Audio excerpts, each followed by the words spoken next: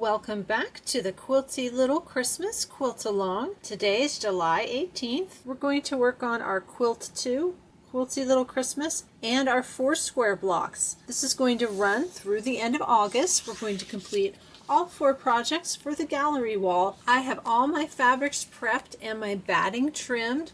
Look through your instructions and see what needs to have the fusible. I've already done that. We'll start today with Quilt 2. It's on page 11. In case you didn't watch the first video, when I trim my batting, what I do is I go to the last step. It says this block is 6.5 by 6.5, so I cut my batting at 7.5 by 7.5. I'm going to be doing the block by block quilting. For this block, I need light mesh cutaway. If you're doing traditional, they want you to use the heavy cutaway stabilizer. There's a lot of embroidery on this block. That's why they're saying to use the heavier stabilizer. I'm on a baby lock meridian today. I'm going to bring up my files.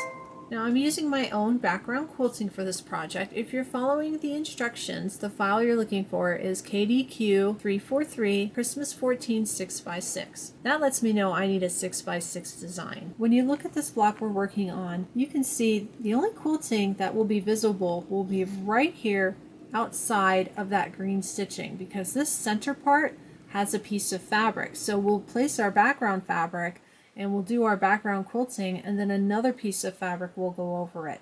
So I don't need anything really complicated. I'm going to pull one of the really simple designs for my background quilting. Everything is on USB. I have all my background quilting in a folder for a Quilty Little Christmas. I've looked at all the ones I have in here, and today I'm going to use the one called Swirls. This comes from the Clear Blue Tiles Essential Set, and they give you a block by block version. So that's what I'll be working with today. I need a 6x6 design. Right there, 6x6.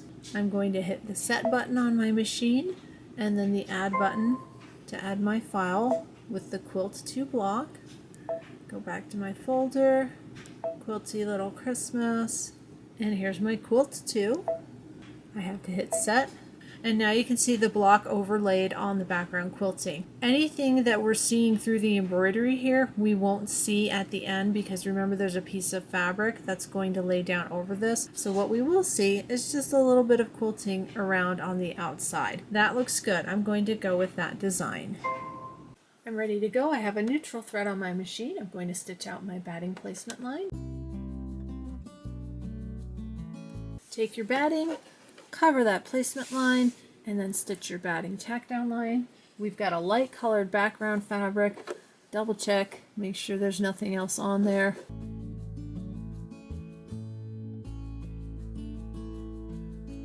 Once that's tacked down, trim the extra that's outside that tack down line. Next is your fabric placement line.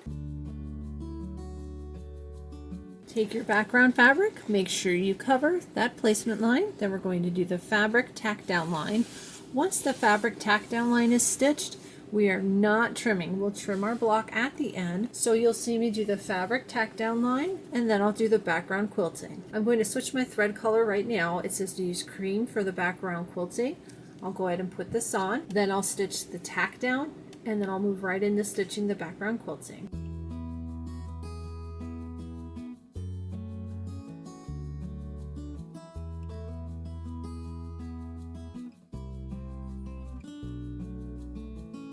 Our next step is going to stitch out a little square. That's going to be our stamp placement line. So the placement line for this fabric.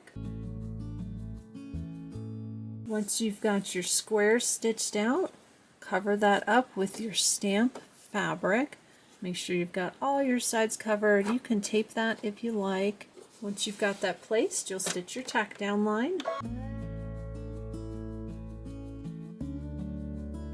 Here's what we have left to stitch out. We've got the deep red, the light pink, and the forest green. I wanted to point out the time. We're on minute 6 of 62. This is some heavy embroidery. I'm going to do 2 things before I go to the next step. First, I'm going to change my thread. And second, I'm going to put in a brand new, completely full bobbin, since this is a lot of heavy embroidery. I'm going to go ahead and pull this off my machine, change my thread, put in a new bobbin. And it does say, do not trim this at this time. We're actually going to stitch out the quilt fill 1 with this deep red, and then the quilt fill 2 with the light pink. After we stitch the light pink, we're going to go around and trim before we switch to the green. I put in a full bobbin underneath. I changed my thread to the correct color, and we're not trimming at this time. I'm going to stitch quilt fill 1 with the deep red.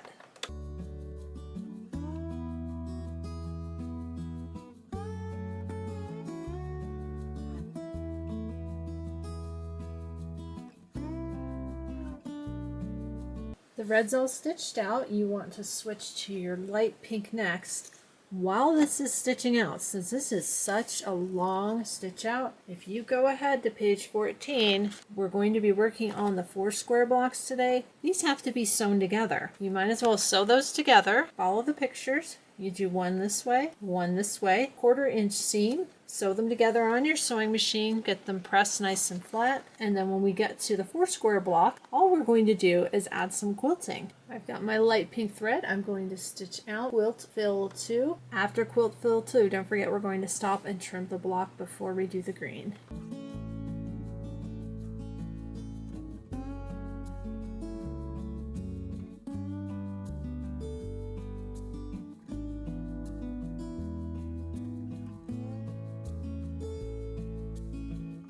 Once you've got that quilt fill 2 stitched out, we need to trim off this excess fabric before we embroider with our forest green. Got all my extra fabric trimmed off. I did want to show that even though I use fusible, I can see the other fabric through this. Even if there's not a light behind it, you can see the red polka dot poking through that fabric. It doesn't bother me. If that's something that bothers you, you might want to go with a darker fabric for this and then make sure your thread colors match. If you're curious, in real time, we're on minute 38 of 62.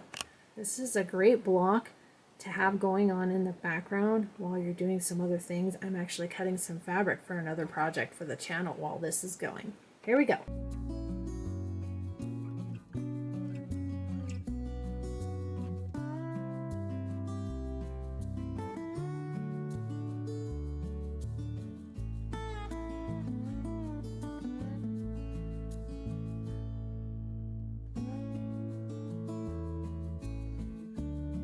That was quite the stitch out. I'm on my 3rd bobbin. I would love to know how many bobbins it takes you to stitch out this block. Leave it in the comments below. Let's go on to our next block. I'm going to do the 4 square block next. The next block, the Have Yourself a Quilty Little Christmas block, it's got applique and a whole bunch of thread changes. I'm working on lining up my thread colors. So I'm going to do the 4 square block while I do that. And all this needs is background quilting.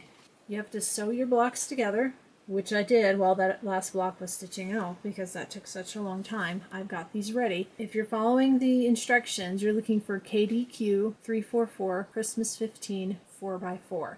I'm using my own quilting. I need a 4x4 design. I'm going to use the one that I have with Christmas trees. It's called Christmas 3 Block by Block Quilting Designs. And then I need a 4x4. And that's all I need. You can do this block in a 5x7 hoop. If you've got a big enough hoop, you can do both at once. I'm just going to do one at a time. And I'm using the same thread that I used in the video before this one for my snowflake background quilting, the gold thread. You start with the batting placement line. Grab your batting, cover that square, and do the batting tack down line. Trim away the extra batting. Grab one of your blocks. This is block A, this is block B. They're mirror images of each other as far as how they place the fabric. I want to center this on my batting. My hoop has notches here, here, up here, and then down out of view. They're going to give me a center mark. I'm going to stand up and eyeball it. I'm lining up these 2 notches with the center seam, and then this notch here and that notch there with the center. That's all lined up, so when I pick this up I should easily be covering that square. I can tape that if I want. It's going to stick right to that batting. It's going to stitch a fabric tack down line, and then I'll stitch my quilting.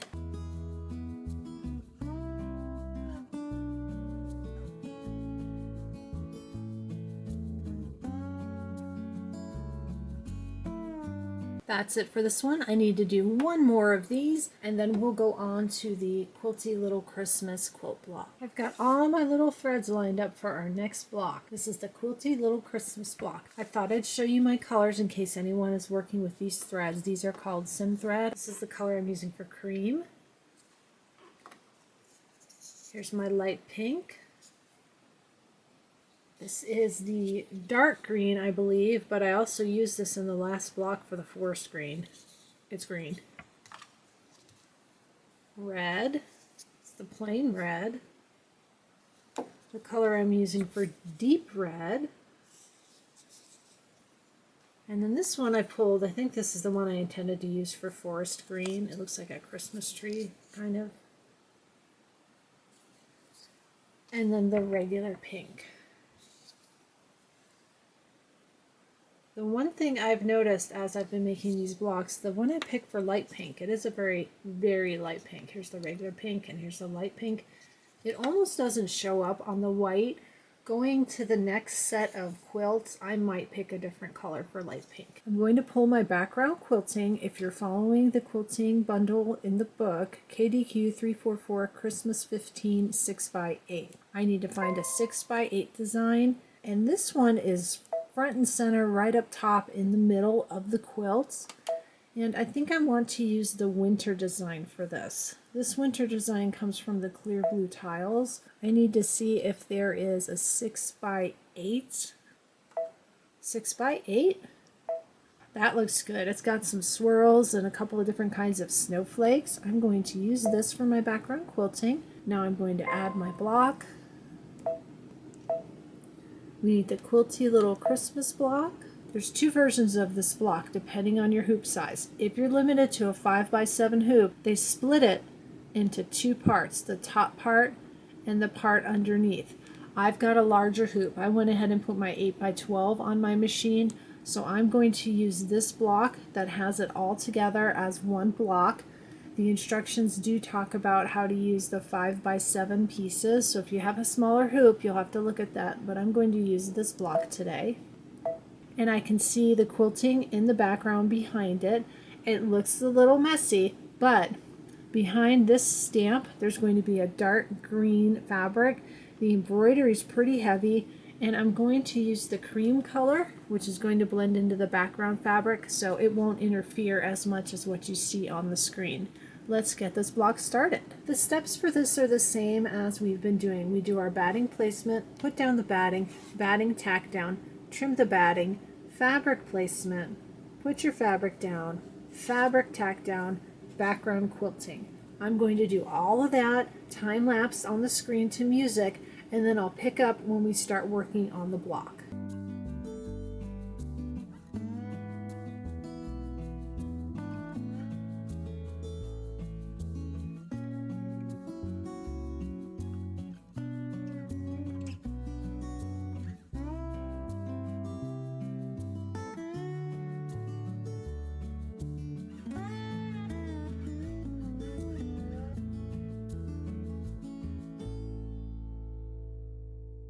All of my background quilting is done. For the next several steps, I'm leaving in my cream colored thread. You can use a neutral thread. We're not going to change the thread until we start stitching the satin outlines. The first thing we're going to do is stitch the stamp placement line.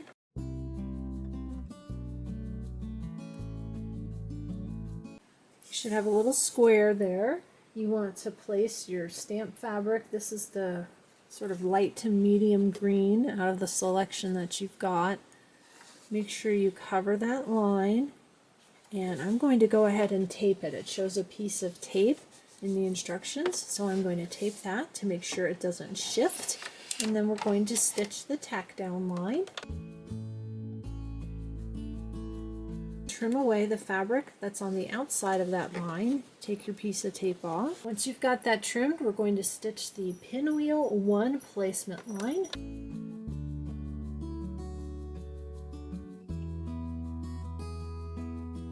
We want to grab our pink fabric, cover up those lines. I've got my little piece of tape there at the top, and then we're going to stitch the tack down lines. Once you've stitched your tack down lines, you want to trim away everything that's outside of those lines, so you'll be left with the 4 little pink parts there. I've got mine trimmed. Now we're going to stitch the Pinwheel 2 placement lines. Grab your red fabric, cover up those lines. Got my little piece of tape at the top. Stitch the tack down lines, and once the tack down lines are stitched, you're going to trim off the excess just like you did with the pink. Once you've trimmed your red, stitch the next set of placement lines. They're calling them Pinwheel 3 placement lines. Grab your dark green, that's your Pinwheel 3 fabric. Cover up those lines, tape it in place to hold it, then you'll stitch the tack down and trim. Once everything is trimmed, we're going to start stitching our outlines and embroidery. Switch to light pink for the first set of satin outlines. Stitch your Pinwheel 1 satin outline with your light pink. Once the pink is done, you want to switch to whatever color you're using for dark green, and we're going to stitch the Pinwheel 3 satin outline. You'll notice that only stitched out a couple parts. I ran out of bobbin thread, and I put in my new thread right there, and even though I backed it up, I can see I got a gap. Now we have to do red, and then after red, you go back to green. Switch back to green, and then it's going to stitch this section here that hasn't been stitched yet. What I'm going to do, since I'm going to put the green back on, I'm going to back up, and I'm going to try to stitch right over that little gap where I had to change the bobbin and see if I can make that look a little bit better. Then I'll stitch that other outline. I went back and tried to go over that spot a couple of times. It looks better. There's still a little gap there. I'm going to go ahead and stitch the rest of this green. The next 2 steps are listed in red and dark red. The words "have yourself" in red, and then the outline for this stamp in dark red. I'm not going to use my dark red. I'm going to keep everything in this red. I think this will take away from it and won't look good with this existing red that's here and that's going to go up here. So I'm going to stitch the next 2 sections with this color so they'll run together. If you're using the color specified in the instructions, make sure after you stitch the 2 words "have yourself," you change and you put on the different color of red. I'm chewing through the bobbins today. The last bobbin I used was a partial, and I managed to get it to stitch out the rest of the letter O before I had to change. I'm changing to an absolutely 100% full bobbin, and we're going to resume stitching.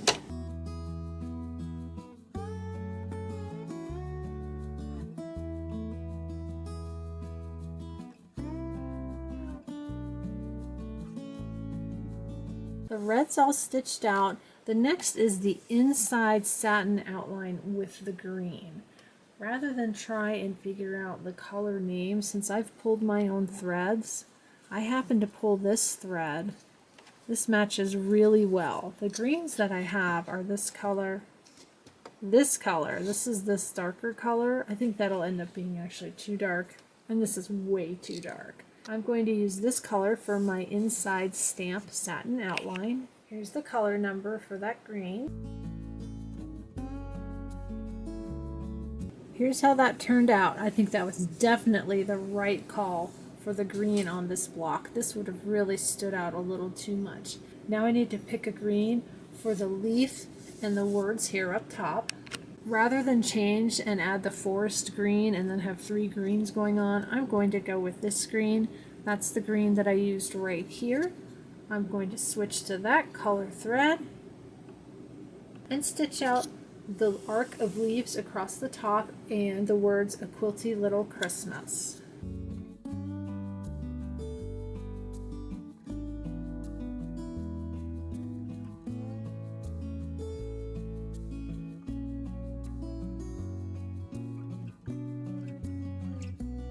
The last thing to stitch out is the little heart up here at the top. I'm going to use the color I picked for regular pink instead of light pink. I'll switch that out. We'll stitch the heart and then we'll go trim all of our blocks. One thing I do see is I've got these little lines of stitches right here between the two branches. It looks like 1, 2, 3, like 4 stitches. I'm going to pick those out before I stitch the heart. I don't want to take a chance that that's going to show up underneath my heart. What I did was use my seam ripper to pick that middle stitch, and then these pulled right out, and I'm going to trim those off. That way I'm not risking pulling a stitch here and here. So I only had to snip with the seam ripper right in the middle, and then we'll clip those off and we'll stitch our heart. We're all stitched out. This looks really good. Let's go over to the table and trim all of our blocks. We're going to trim our blocks. I'm going to use the orange pop rulers again. I showed these last time. I'll go ahead and step through using them again. This one needs to be trimmed to the 6.5 inch square size. So this is the 6.5 inch orange pop ruler. When you lay it down, your stitching will line up right inside that 6.5 inch ruler. I'm going to take the 8.5 inch square and put it just outside of this one. What that does is it gives you a little more surface area for your hand. I'm going to slide this up this direction. I have a rotating cutting mat, information in the description box below. I'm going to place my hand over here. When you cut with these, you cut to your left. This is my left. My right is at the top, my left is at the bottom. You want to line up your blade as far against this groove as possible. So you put your blade in the groove, make sure it's all the way over to the left. I'll go ahead and cut, and then I'm going to rotate. Try not to move the ruler.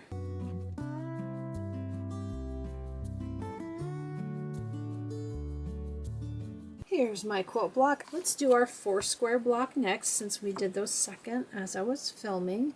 Again, center it, and then for this block you can actually put the other 2 rulers on the outside if you like having that extra bit to hold on with your hand. These rulers really do come in handy for these pre-quilted blocks because they kind of puff up, so you don't have to worry about when you put your ruler down having it being a little wonky. I've got 2 of these I need to cut, and I need to make sure that I move that finger. You see how I've got the slot there? I don't need to be cutting my finger. Always be careful when you're cutting.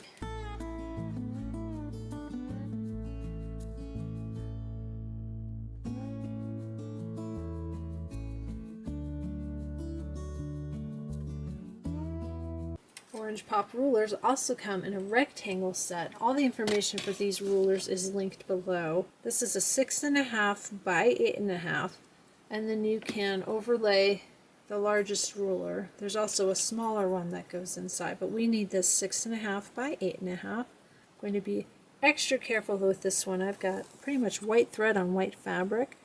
Take a minute, make sure I'm lined up nice and straight, and then I'll cut this block.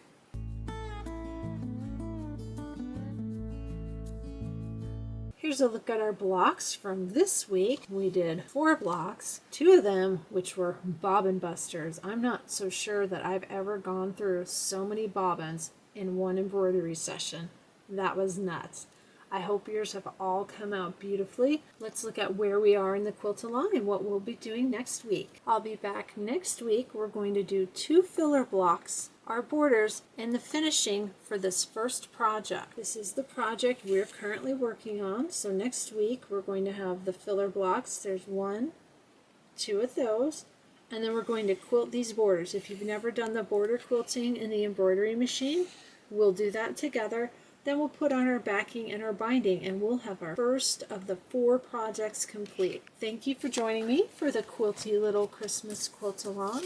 Please like, subscribe, and share with your friends. I've got lots of Kimberbell, quilting, rope crafts, cross stitch, and fun stuff on my channel. I'll see you back here on July 25th for the filler blocks, borders, finishing, and we'll have our first project out of the 4 done. See you next time.